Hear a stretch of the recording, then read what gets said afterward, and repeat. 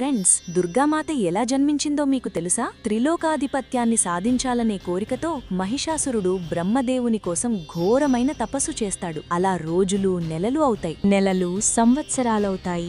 ఆ ఘోర తపస్సుకు మెచ్చిన బ్రహ్మదేవుడు ప్రత్యక్షమయ్యాడు. అప్పుడు మహిషాసురుడు బ్రహ్మతో నాకు అమరత్వం ప్రసాదించండి అని వరం కోరాడు. కాని బ్రహ్మదేవుడు దాన్ని తిరస్కరించి ప్రకృతి నియమాలకు విరుద్ధంగా అమరత్వం ఇవ్వడం నాకు సాధ్యం కాదు అని చెబుతాడు. స్త్రీల పట్ల చులకన భావంతో ఉండే మహిషాసురుడు ఈ లోకంలో నన్ను ఎదిరించే శక్తి స్త్రీలకు ఉండదు అని భావించి స్త్రీ చేతిలో తప్ప ఇంకెవ్వరి చేతిలోనూ నాకు మరణం కలగకూడదు అని వరం ప్రసాదించమంటాడు బ్రహ్మదేవుడు. తథాస్తు అని వరమిచ్చి వెళ్లిపోతాడు. ఆ వరంతో మహిషాసురుడు ముల్లోకాలను తన అధీనంలోకి తెచ్చుకుంటాడు. అప్పుడు బ్రహ్మ, విష్ణు, మహేశ్వరులతో దేవతలందరూ కలిసి తమ తమ తేజస్సులను ఒకటిగా చేసి ఒక మహాశక్తి రూపాన్ని సృష్టించారు. ఆ మహాశక్తియే దుర్గామాత. అలా ఉద్భవించిన దుర్గామాతకు శివుడు త్రిశూలాన్ని, విష్ణువు సుదర్శన చక్రాన్ని, ఇంద్రుడు వజ్రాయుధాన్ని, ఇతర దేవతలు అనేక ఆయుధాలను సమర్పించారు. అలా అక్కడ ఉన్న దేవదేవుళ్లందరూ కొన్ని వేల ఆయుధాలు ఇచ్చి దుర్గామాతని మహిషాసురుని మీదకి యుద్ధానికి సిద్ధం చేశారు. యుద్ధానికి పంపిస్తారు. అలా 10 రోజుల పాటు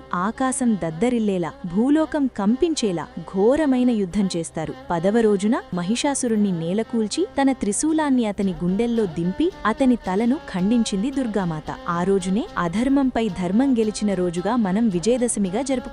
ఆ యుద్ధం జరిగిన ఆ 10 రోజులను దసరా ఉత్సవంగా జరుపుకుంటాం.